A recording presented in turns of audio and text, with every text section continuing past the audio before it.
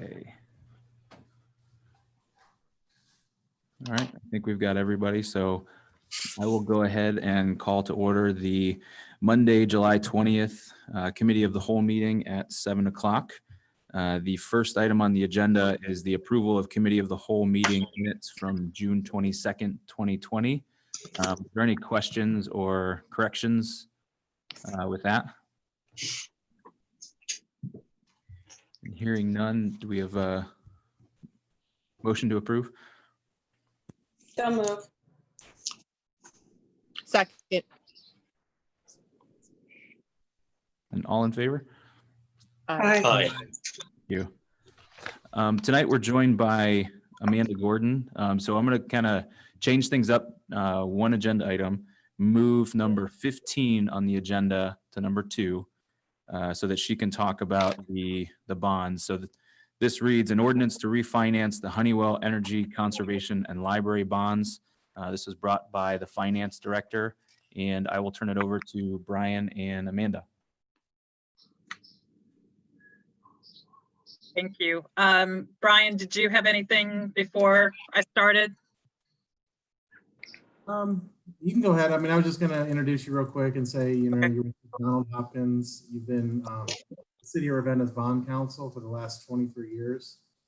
And I wanted to bring Amanda in because she's, you know, the expert here. And she's going to talk about why it's beneficial for this upcoming refinancing that I sent you guys and how it's going to be good for the city. And with that, I'll let you talk. Okay, great. Thank you. Thanks everyone for having me this evening.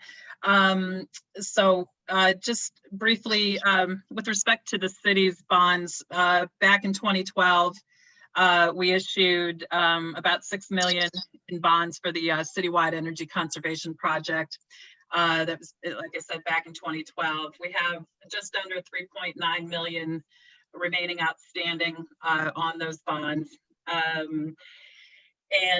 Customarily, we keep an eye on rates in the market over the time after an issue is issued to see when we can, if there are any opportunities for refinancing for savings for our clients. And the interest rates are at or near historic lows. Stifel Nicholas, who was the underwriter that sold this issue, did some calculations for us and estimates based on current market rates. And the Government Finance Officers Association has it sets out guidelines for when does it make the most sense to do refundings and what kind of savings should you be looking for in order to justify doing a refunding. And the guidelines are basically, you want to look for around a 3% savings overall in your costs.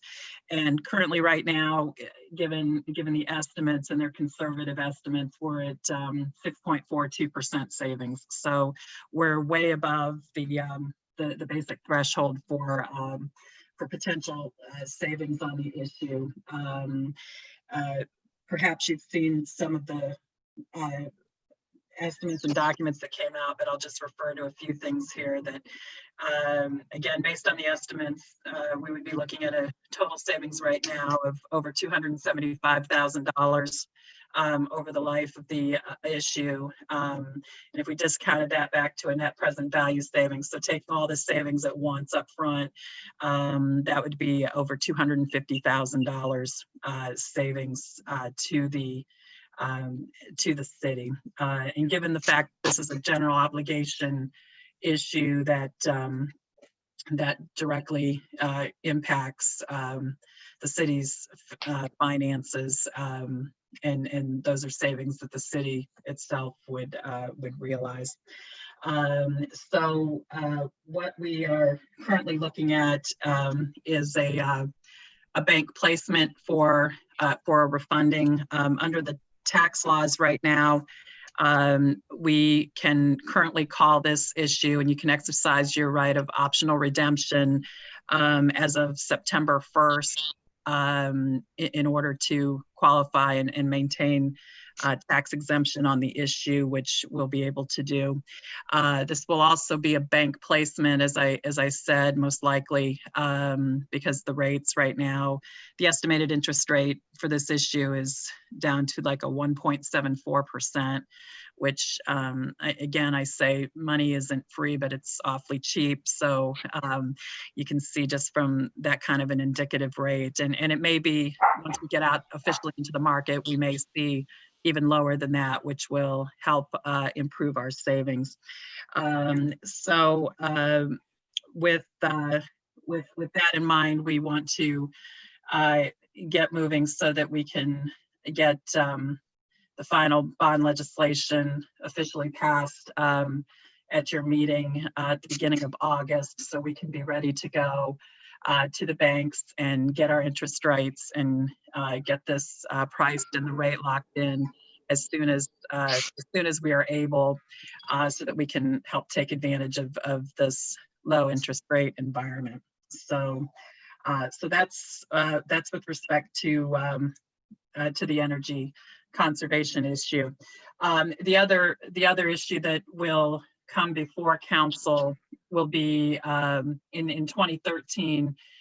We actually did an issue for the library, Reed Memorial Library, and the way that it was structured is, and the reason we're able to do this is that the library itself cannot issue the debt, but through a lease arrangement that we have between the city and the library, the city is able to and was able to issue the debt in essence on a conduit type basis, where there aren't any city funds, or it's no obligation of the city whatsoever for the repayment. It's Reed Memorial Library's obligation.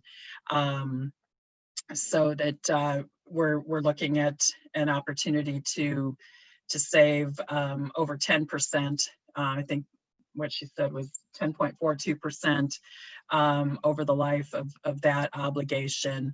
It's on the same timeline in terms of being able to currently refund it for tax exempt purposes. So we'd be looking at a closing in September for that as well.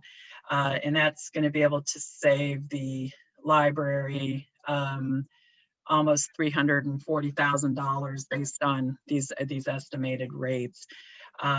So what we would be looking at there is that the Board of Library Trustees will pass a resolution and present to council requesting the city to optionally redeem the bonds to be able to achieve this lower interest rate.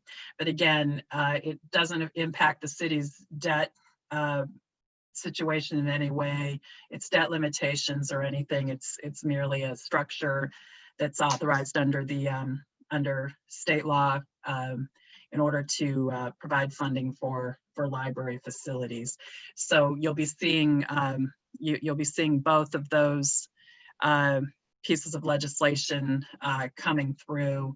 We'll do the cities first because it's ready to go, and the library has to take a step first before we would do, we'll get their legislation first and then have that presented to council, and then council can do that. So your meeting in August, you'll see the final bond legislation for the current refunding for your energy conservation issue, so that we can get into the market and hopefully get locked in at the best rate possibly can. So that's generally what we're looking at doing. If you have any questions, I'd be happy to answer them. Or Brian, if I missed something, please let me know and I can fill that in.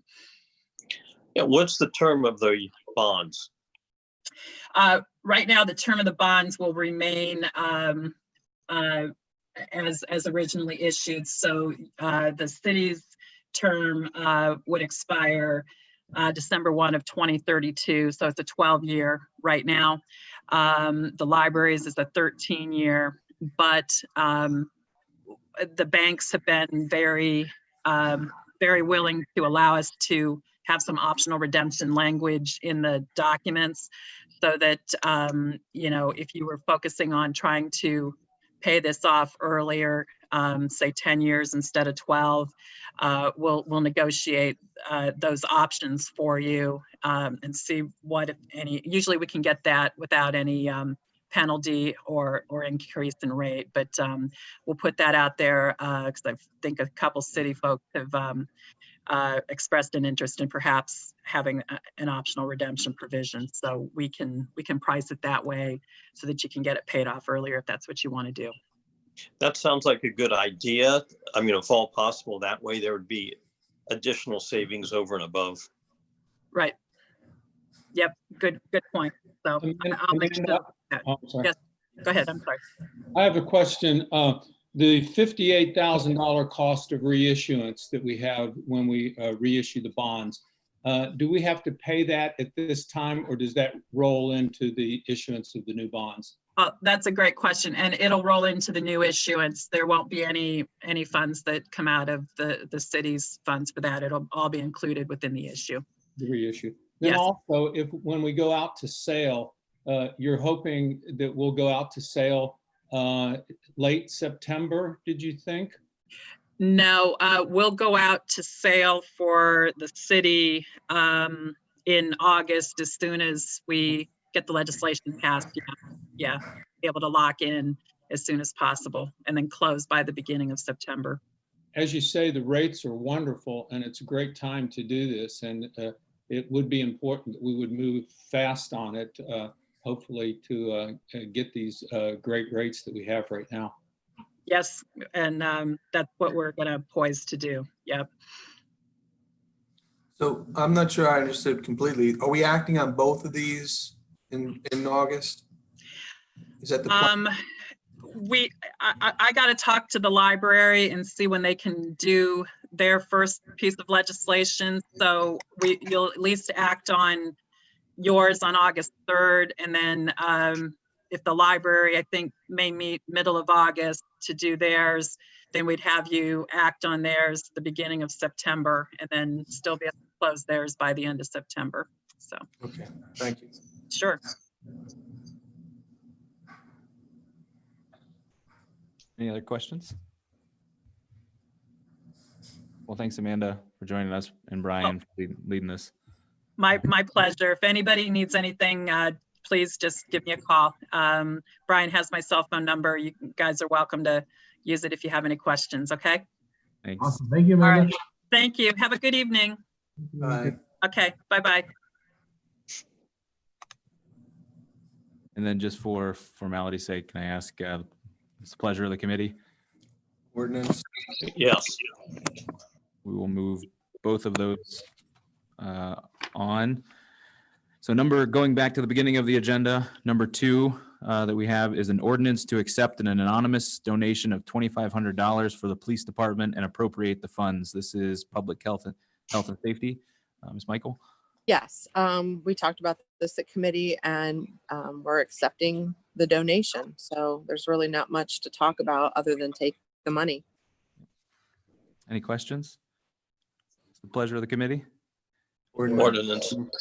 Thanks. The next item on the agenda is similar, an ordinance to accept an anonymous donation of $2,500 for the fire department for miscellaneous EMS and fire equipment. This is also public health and safety. And if Bruce, and as if Bruce Reibland is watching, take the money and run. So there you go. Same thing with the first one. What's the pleasure of the committee? Ordinance. Thank you. The next item on the agenda is an ordinance allowing the mayor to accept $3,588.78 from the Ohio Department of Public Safety for the EMS grant. This is also public health and safety. Ms. Michael? And again, we talked about this at committee. I don't know if anyone has any additional questions, but that's really about it. I'm as far as accepting the money from the grant. With that, what's the pleasure of the committee? Ordinance. Thank you. Number 5 on the agenda is an ordinance to transfer $6,708 from the CI fund to the water fund. This is streets and sidewalks. Yes, those funds were used to repair sidewalks during the Hazen Avenue water project. So this is just moving those funds back from the CI fund into the water fund. Any questions on that? What's the pleasure of the committee?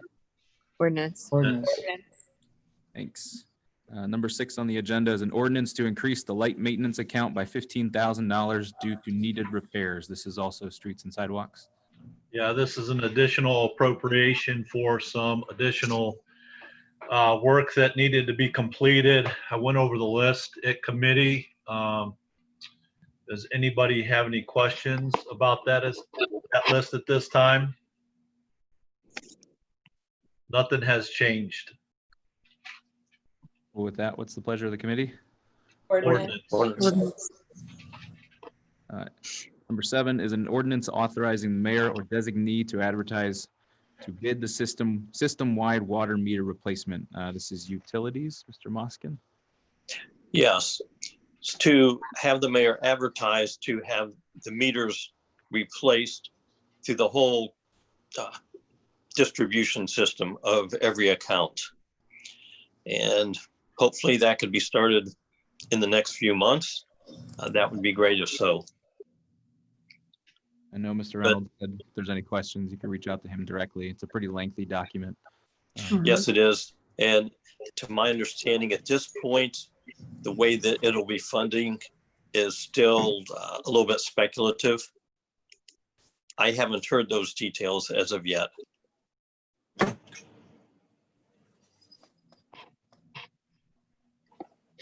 there any other questions pertaining to that?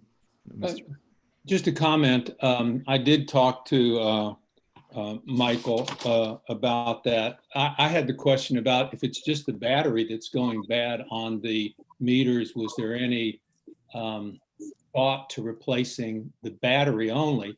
Because the meter itself, the body of it, actually has a 20-year warranty on it. And he indicated and gave pretty clear evidence that the battery itself is integrated in such a way that almost the whole cost of the meter is the battery, and there is not much of it. There is little to no savings in just replacing the battery. And then you run the risk of maybe getting something from a different company put onto that meter. So the battery replacement idea goes nowhere, and the cost of it is just what it is. I appreciate the info, though. Thank you. Is there any questions, or is everybody okay moving this forward? What's the pleasure of the committee? Ordinance. Thanks. Number 8 on the agenda is an ordinance allowing the 2020 tax assessments for delinquent utilities and property maintenance. This is also utilities, Mr. Moskin. Yes, there are quite a list of delinquent water bills along with maintenance problems that are actually delinquent as well. I realize it's a yearly thing, but it's something that should be passed to attempt to recoup this money that's out there and outstanding. I had a question. How did the Italian American Club on the bottom, how did they get so high? Is there a leak or anything going on there, or is it just reoccurring of no payment? That's an excellent question. And when I had seen this, I didn't have a chance to contact Mr. Reynolds of the exact details. So the way that you stated that, it could be either or both, but I can call him tomorrow to find out the exact details of that. And he was here at our committee meetings. He pointed it out and didn't have any more information on why they're so far behind. I don't know, Kay or the mayor, if you have any other info on that, but. If I remember correctly, if this is the same account, he had tried contacting the manager of the Italian club down there, but he wasn't having any luck of getting any response back. Is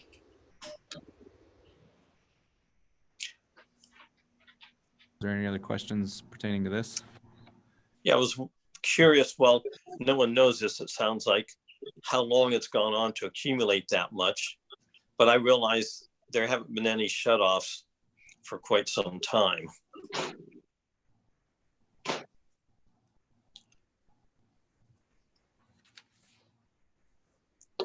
But that's all the comments that I have pertaining to that.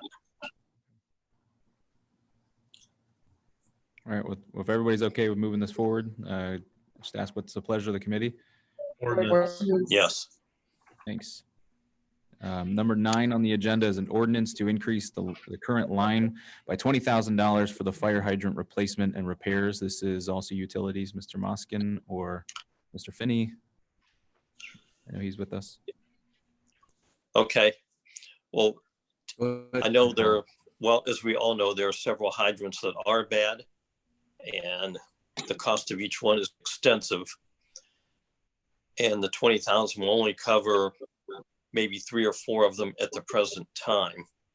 So to my understanding, it's to increase that line, to keep that line higher than what it is at the present time, to cover these types of expenses in the future.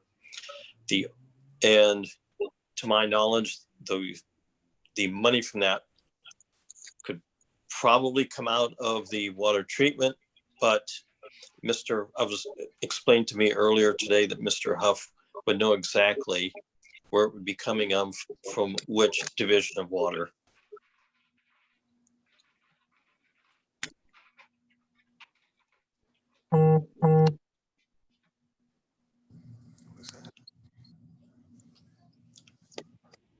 So if Mr. Huff has any details of that at this time, that would be good.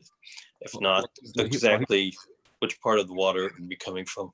Well, he's looking for it. Mr. Finney, Okay. do you have anything you'd like to add to this? I know I spoke to briefly, and he said that, in addition to this, he keeps backups at the 2 or 3, I think he said, just in case something were to happen. So he's got hydrants there. I mean, it looks like it's in the water distribution. It's apartment 671. That's what it looks like. I would expect it's water distribution. Okay. That makes sense. But it's going to be out of the water fund regardless, the 670 water fund.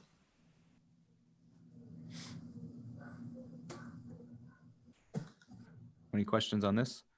Not a question, but I did want to thank whoever wrote the tracking sheet for helping to expand my vocabulary.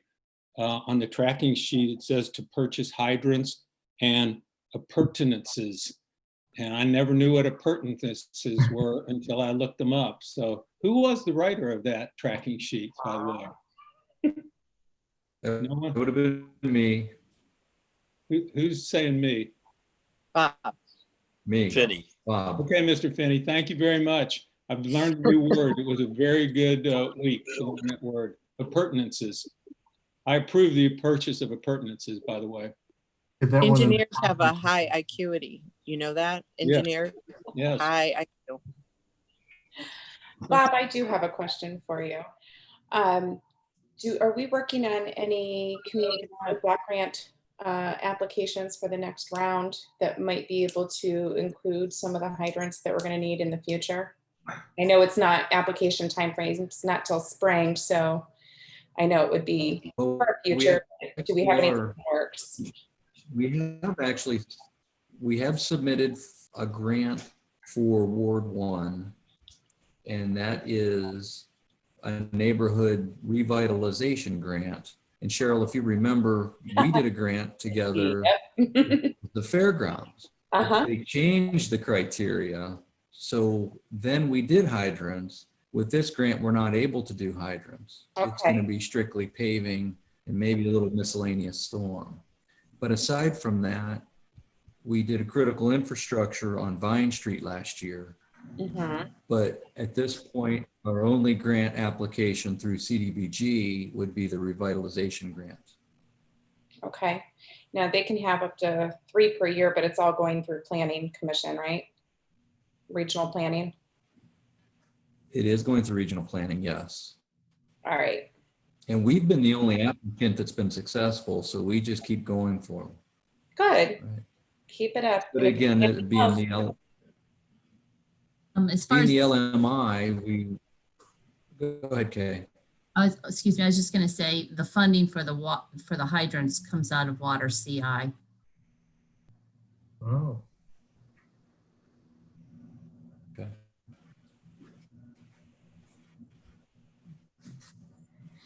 So many of these, we have hydrants that are not functioning in Ward 1 and 2.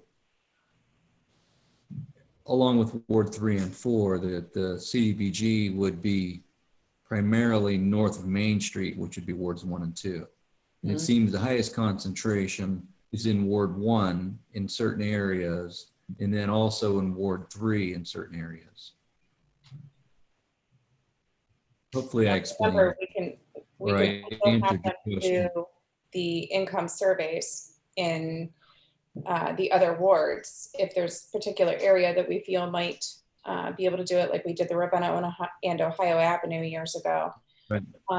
If we do the income surveys and they're done properly, we can turn that around and make those eligible areas. Correct. Regional planning would have to be willing to do that income survey. I think they should be more than willing to do that since they do the grants and get the admin for it. Sure. Can I ask real quick? Well, we can look into that further, for sure. Bob, What's that, Andrew? yeah, Bob or Kay or the mayor. Is there a larger plan on the ground? I know you've talked about kind of a 5-year plan to replace these because it's obviously a multi-million-dollar project if you were to do them all at once.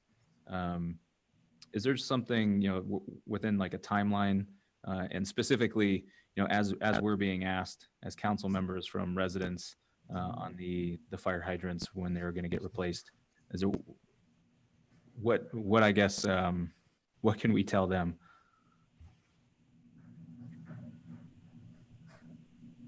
Well, what I would say is we're working on identifying the hydrants that we can simply replace, hence the additional funds.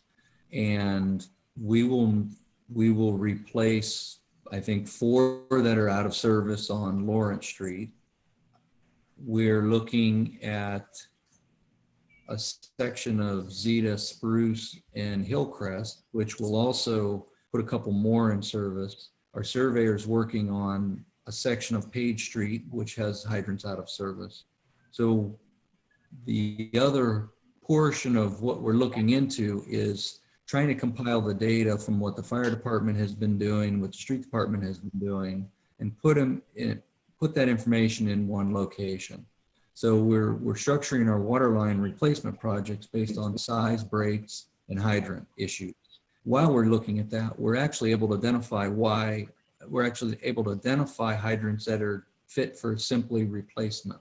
Hydrants that are on a 4-inch water line, a 4-inch water main, will not flow to today's standards and will not flow to the standards of several years ago.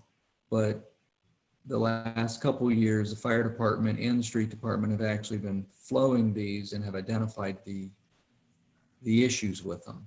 So we're looking at that data, determining the size of the water lines to make sure they are adequate.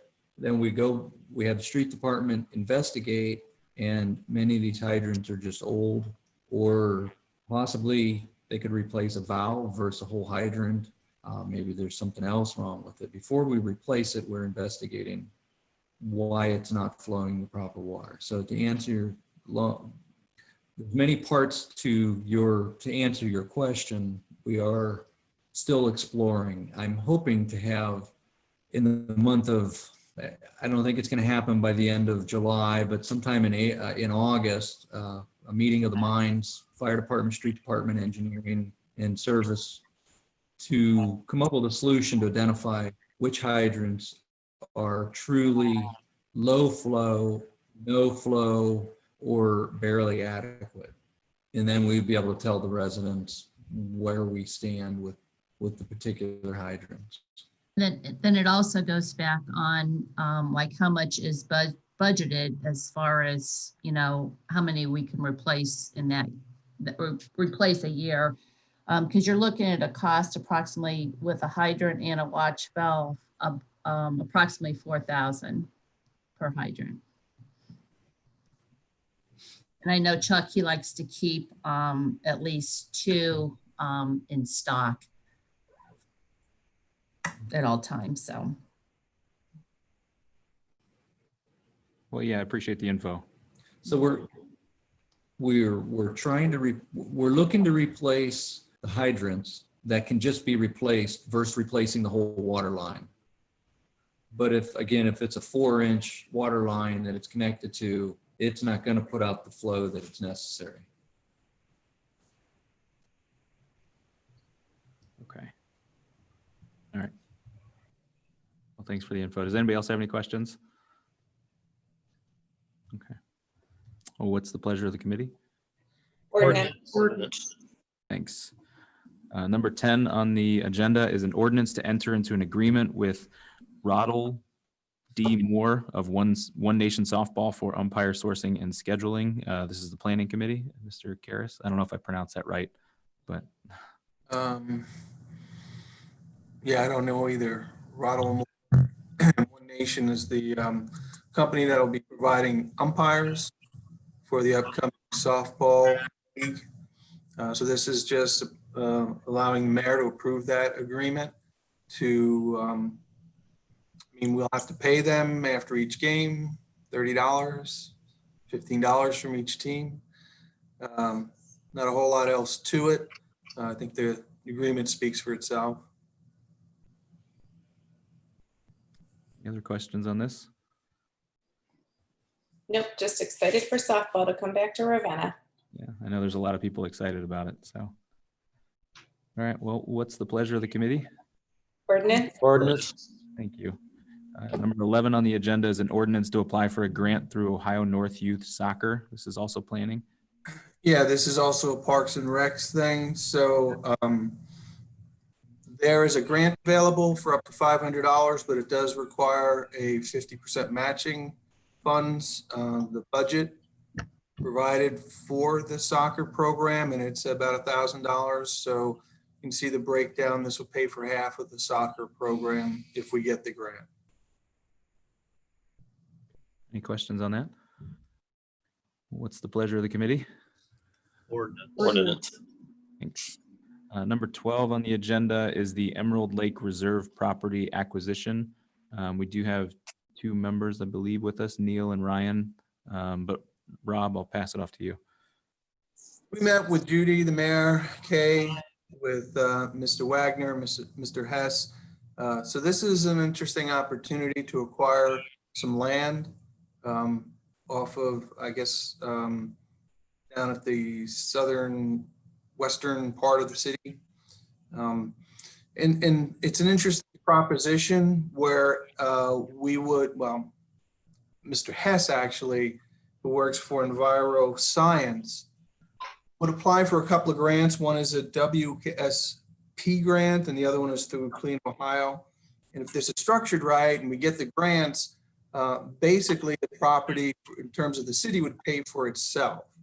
Now, as part of the application for these grants, the city does have to appraise the property, and I think there's some other stuff that we need to do. So there are upfront costs of $5,000 to $7,000. And again, if we do get these grants, it's potentially possible that we would have those fees even paid for by the grants. So Mr. Wagner represents R.R. Wellington, and Mr. Hess, Enviro Science. You can correct anything I said about that. And by the way, this would be for Parks and Recs, maybe a walking trail, those kinds of activities. So go ahead and correct whatever mistakes I've made or fill in the blanks, Mr. Hess or Mr. Wagner. Mr. Karras, I think you pretty much nailed it. Thank you. Everyone.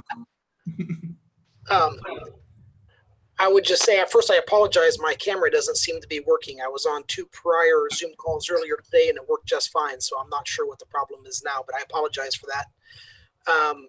The only correction I would make is that in addition to EnviroScience, I am a licensed Ohio State real estate broker. I own Conservation Realty Group, where I do real estate transactions for park and nature preserve purposes, projects just like this. And I would be doing this project representing the landowner as their broker on this project as well.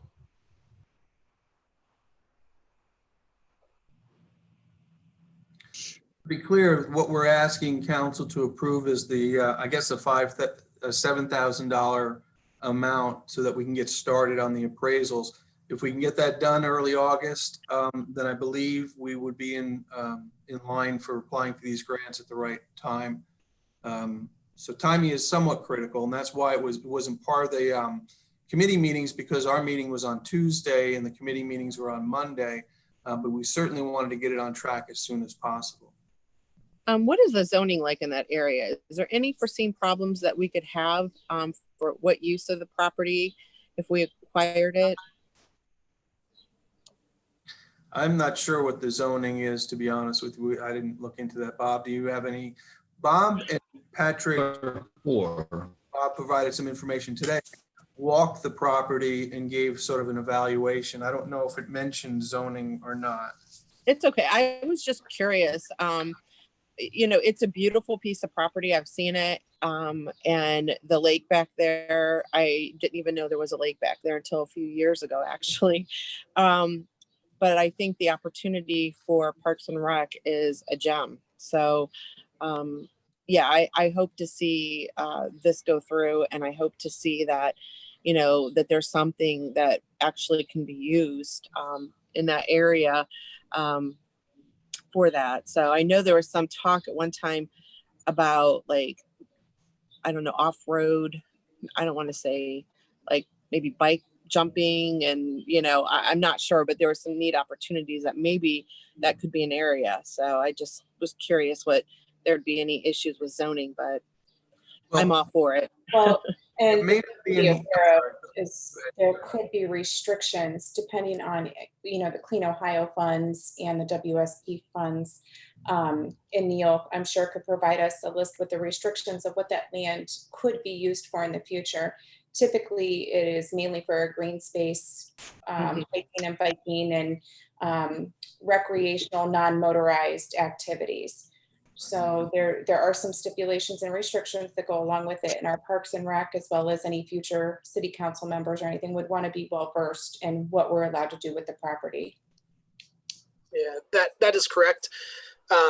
You know, there's two different grants that I think have potential for the property. One is through the Ohio EPA. It's called the WRRSP program. That program is very restrictive on what you're allowed to do with the property. I would say pretty much hiking on, you know, natural surface trails are really the only thing you could do with money used through that program. Clean Ohio, you can do significantly more with that program. You could, in addition to hiking, they do have other activities, and I did email a list of those earlier in the week. Happy to share them again. I think I'd have to look at that list again. I think mountain biking might be an allowable activity at the discretion of your particular NRAC, and that's the body that judges the grants in your area. What about use of water? I mean, would we be able to, like, for kayaking or Non-motorized. I actually used to sit on the NRAC board for this region, and it has to be non-motorized. So you can do swimming, you can do kayaking, canoeing, that type of functions there. Okay, I was just curious. But I'm looking at Bob's thing. I think it's only like 4 feet deep, though. Well, you wouldn't have to worry too much. I could kayak in 4 feet water. Right? Yeah, absolutely. Well, okay, yeah. Would It any of wouldn't be the, over your head, Rob. We'll have to look into it. There's something to do with a beaver dam too that I'm not sure about. But anyway, so yeah, so basically what we're asking for is a $7,000 allocation to go ahead and get this project started. I'm good with it. I do thank Mr. Wagner and Mr. Hess for coming, for bringing this to City Council and being here tonight to help push this forward. Thank you. Is there any other questions for them? Do we know what the value of this property is? Well, that's what we're going to spend our money on. But I mean, approximately, do you want to explain that, Mr. Wagner? What your understanding is of the current value? Yeah, I can give you a quick overview. In the past, the remaining land was valued a little over about 1.2. Over the few years and with a little bit less property available, we're anticipating 875, 900,000, probably in that realm. And it also will depend, probably as we get a little closer, exactly what the acreage is. We know it's going to be over 100, but we don't know. It might be 105, 110. And I'll be working with Neil to narrow that down pretty soon. Okay. Well, I just sent you all the link that Neil had sent Rob and I. So it lays out what you can use those funds for in a little bit more detail. And those are the Clean Ohio restrictions. And like I said, the EPA restrictions are more restrictive. So I kind of envisioned using the EPA money for a portion of the property, maybe where you would only want to have hiking and nothing else. And then maybe use the Clean Ohio funding on other portions of the property where you wanted slightly more active recreation activities.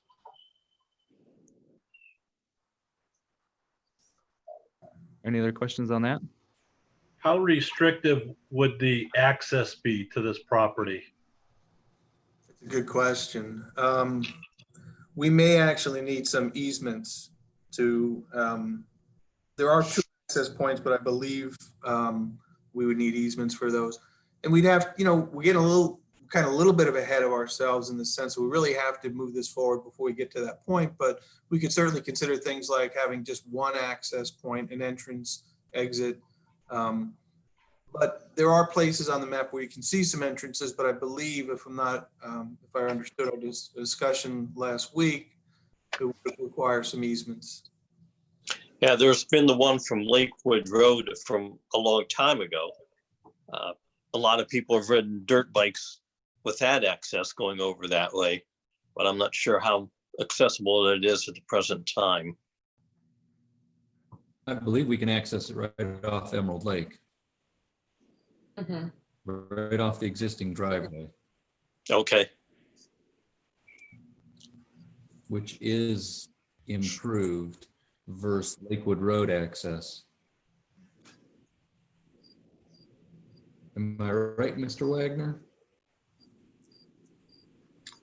You are correct. When we originally purchased the land back in, I'm going to say 2002, and we proposed our original development plan, the city wanted to make sure that there was access to the property from both Lakewood and Emerald Lake Reserve, just for an egress situation in case of emergency services. So, my suggestion would be, we would be happy to provide that as part of the agreement, and we can work through those details. Whether you use it or not, I think for safety services purposes, it would be nice to have.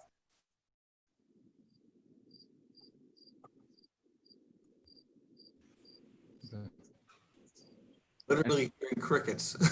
Yeah, I wanted to make sure nobody else had any questions. One more question, and this is probably going to be for Neil.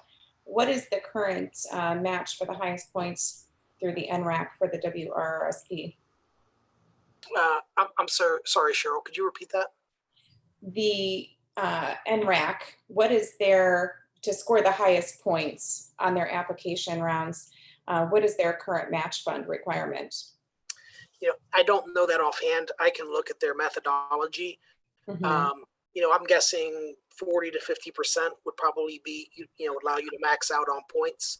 That would also be part of the benefit of if we're able to get a WRSP grant to go along with it. So, yeah, I apologize. I don't know that offhand. I think there's 19 NRACs, and I probably work in 3/4 of them around the state. So the methodologies kind of run together at times. All right, thank you. I did have a question. As we were discussing it, we're talking about the acquisition of this property. Who currently owns it right now? And Ryan, what is your involvement in the ownership of this property? RR Wellington currently owns it. I am the president of RR Wellington, and I have 50% stake in the property. And Mr. Entrobius has the other 50%, and he was at the meeting on Tuesday. I apologize, he couldn't join this, but he was there. And the purchase of the property years ago was, hopefully you were looking to develop it into apartments, into residential properties. What's the history of that? That's correct. We did the phase one. So we purchased it around 2002. By the time we finished all the different phases from environmental, wetland delineation, et cetera, I think we built our first unit around 2005 and built out the 17 units that are there through about 2008. And that's when the financial crisis happened. And we had to just basically put a freeze on it. And in the last few years, we've just decided we are not going to proceed any further. So we've been kind of looking for somebody to sell the land or something to do with the land. This is a great opportunity for you and us. So thank you. Yeah, no, absolutely.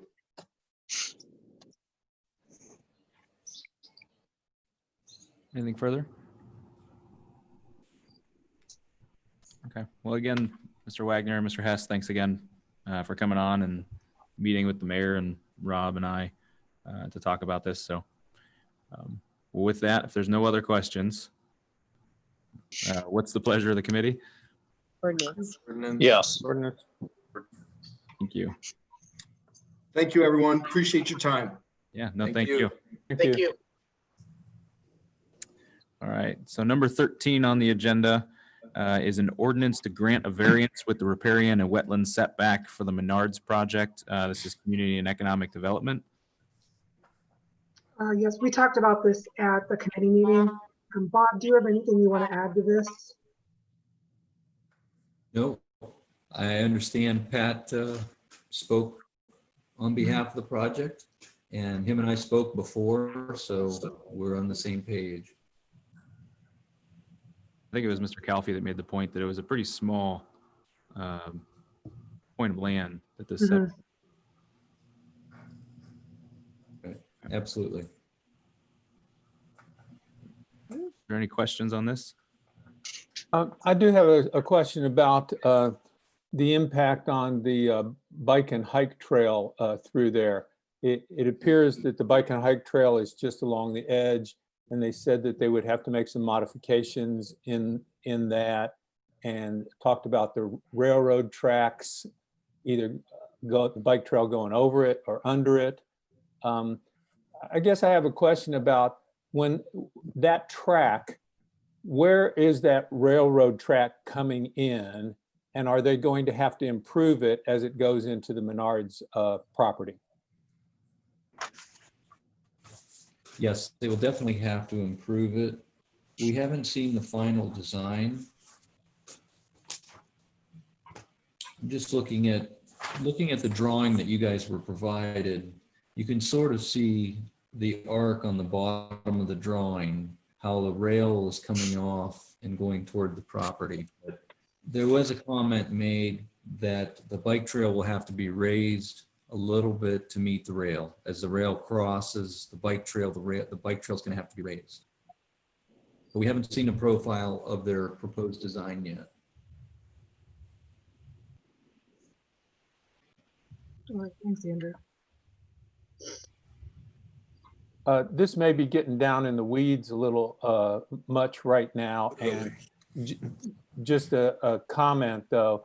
You know, the rail that got improved that runs along the bike trail a little bit farther down in Ravenna, when they improved that rail, they replaced a number of ties along that rail, and instead of removing them, they've just been piled on the side of the trail in multiple places. That's something that I think would really needs to be cleaned up. And I'm wondering if on this other rail spur, as we improve it, if a cleanup of that is going to be a part of that also. That's just a question I had at this time. I'm not sure how to answer that. I'm Okay. not sure what leverage we have when it comes to the rail. Obviously, if there's a blight or a safety concern, then we would definitely pursue the cleanup from it. That's all the question I have on it. Thank you. I tried to show the map. It's kind of hard to read, but yeah, is there any other questions on that? Andrew, Yes. the rail company just received a sizable grant to replace the rail in that area. That was just in the paper a few days ago. I don't remember offhand what the dollar figure was, but Menards is going to have about 4 times that amount in the development of their own property with the rail. But all the discussion about it is it's been emphasized, and this happened also in Planning Commission, that the bike trail had to be maintained and usable for that. So they have a clear understanding that that's our expectations. We can talk to ABC about the ties that are still there. I'm amazed there's still ties there. Usually those things disappear, not always taken by the rail people with that. But that's something that we can pursue with them, because we will be meeting with them as this project goes along.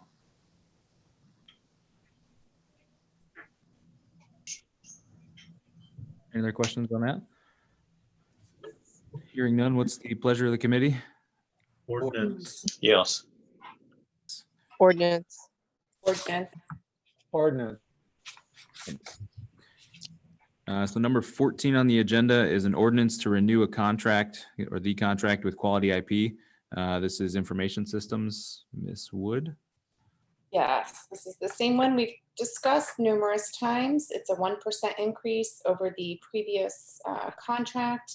And I don't know if anybody else has seen or heard anything back from our law director regarding if it needs to be bid out. That was a question.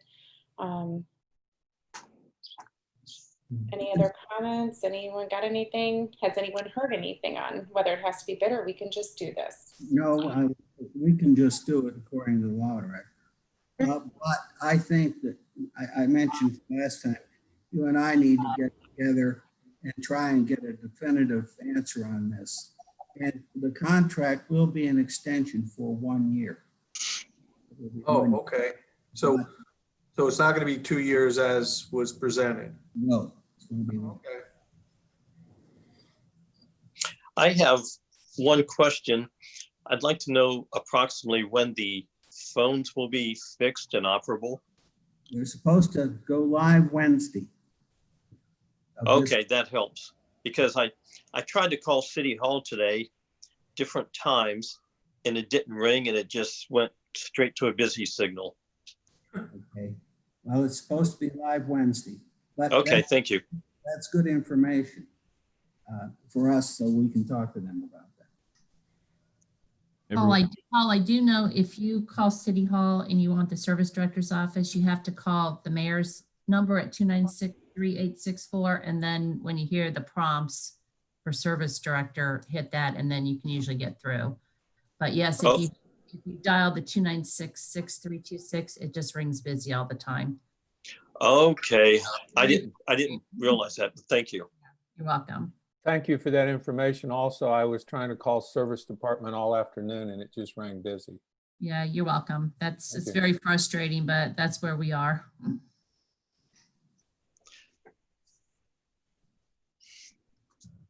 Is information on phones, the phones being worked on, is that available on the website for people if they're trying to call?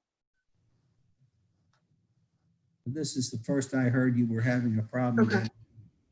with that. They've been That is a trying- good idea, though. They've been trying to fix it, but you know, Wednesday we're supposed to go with our new phones, and hopefully that problem will go away.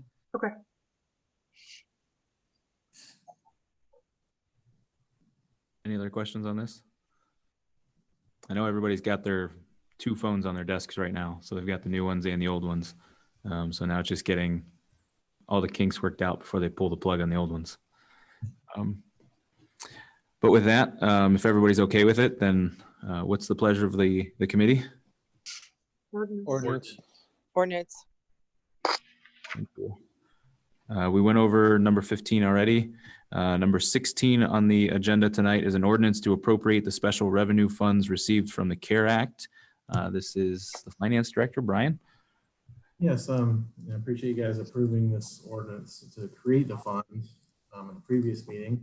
I actually got word that we just received this money today, so we have the full $333,711.73 that just came in the bank. So that's great news.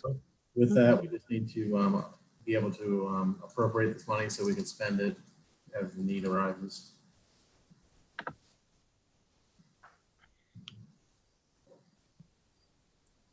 Any questions for Brian? What's the pleasure of the committee? Ordinance. Okay. Number 17 is the approval of May 2020 accounting transactions, advances, and transfers. This is also Finance Director. Brian, do we? What I understand on this one, there actually was none for this month, so it's more of a placeholder this time. So No action needed on that. Exactly. Thank you. The last item on the agenda, number 18, is nuisance cats. This is something that I meant to bring up during our public health and safety that was added late, so I apologize. And Paul asked if we could add it tonight. So, Mr. Moskin, I'll turn it over to you. All right. It was actually a complaint from a resident. It's I know there's been stray cats running a multitude of different places over the years, but this particular resident, she said she wanted to be anonymous, didn't want the address mentioned, so I told her I would comply. But what her and her husband don't like of the neighbor, their cats are not just running loose, but they're trying to think of a nice way to say it. Well, I don't know the nicest way to say it. They don't like it because they're just having sex on the street and other people's rooftops. And then some of these cats do have worms, so that presents a health hazard. Which I didn't think that's I mean, where you were going with that. Okay. How do they know they have worms? well, I'm going to tell you what she told me over the phone a couple days ago. Maybe I don't want to know. Okay. Well, if you want, I can tell you, but if you don't want to know, it's okay. It's okay. Okay. But I know that there's never been anything on the books as an expression for cats. There has been dogs, but one reason I wanted to mention it on her behalf is because, especially now, it's become a health hazard. Mm-hmm. And the owner of these cats, they own several of them. Well, we know how fast cats can multiply. I know this is something that's been a complaint, not only there, but across the city for a long time. So Kay, I don't know if there's anything you can add, or the mayor, or Rob, or Amy, or Matt that have been here a little while. There's nothing there's nothing, Andrew, that unfortunately right now, it's not even on the state. Cats are excluded. The only thing, because we've had this problem in the past as well, and even with the dog warden, cats aren't considered to be, on there. So it's a hard call.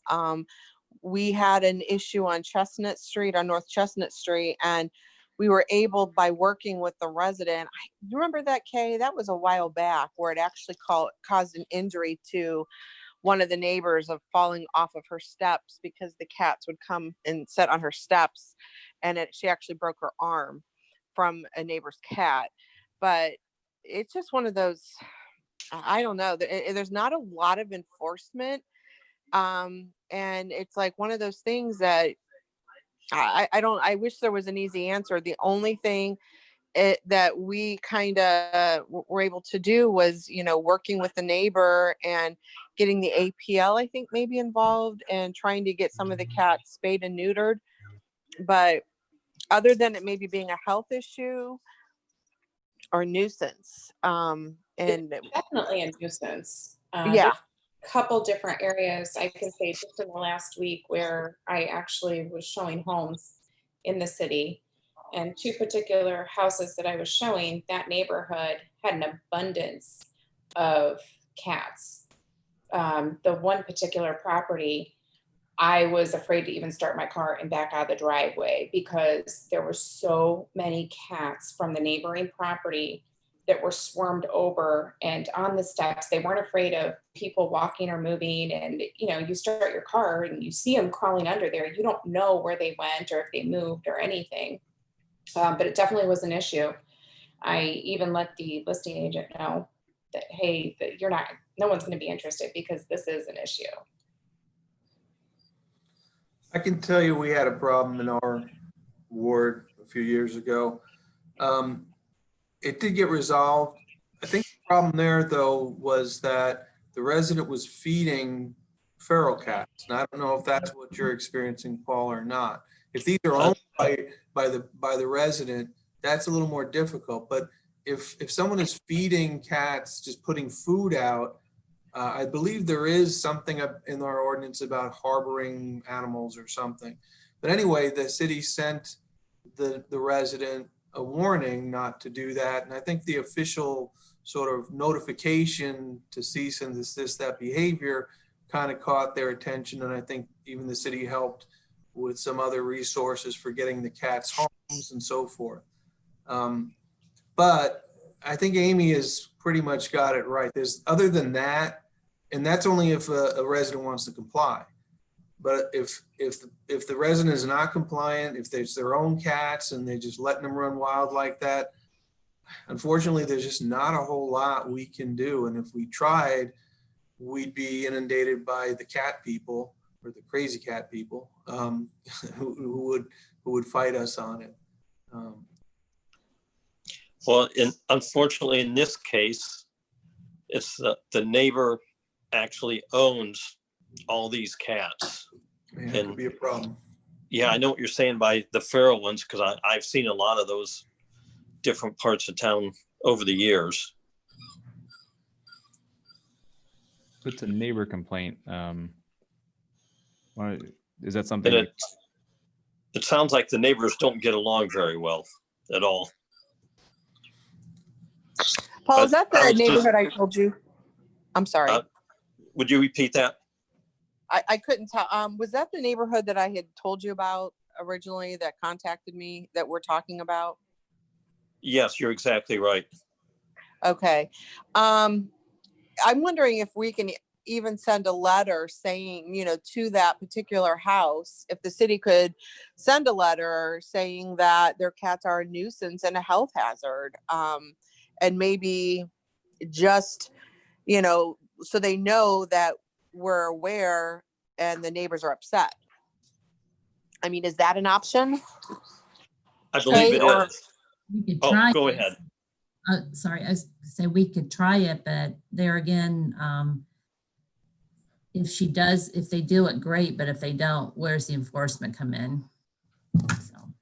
Well, I just think it's a start of maybe thinking of like, it is a nuisance and it is a health condition. And I'm not sure if there is, as far as it being a nuisance, a chronic nuisance, or, a health issue in other people's property, even if we, put something in writing enough to scare them a little bit, or like I said, to make them aware that that we're aware of what's going on, I think something is better than nothing, maybe. And this, I know there's not a lot of teeth, that we can really enforce, but at the same time, if they're going on other people's property and it is their cats, that to me would be a health issue and a nuisance.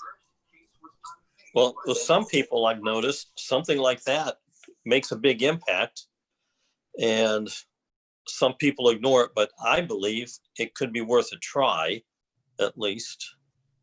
Yeah, why don't you work with Kay offline and see if the letter works and we can take it up, in August if need be. Okay, I can do that. I have one. Excuse me, Paul, I was going to say, we could get a letter out soon and then see if we have any results to report back at our August council meeting. Okay. Kay, I just have one small question. If you don't have the address on hand, I can contact you and give it to you. Yeah, if you just wanted to email me the information, then we can put a letter together. Okay. That should be able to work fine. Okay. Thanks, Kay. Is there any other new business to come before council tonight or finance tonight? If not, then I will adjourn the meeting at 8:06 this evening. And okay. Have a good day. Thanks. Bye-bye. Bye-bye. Bye.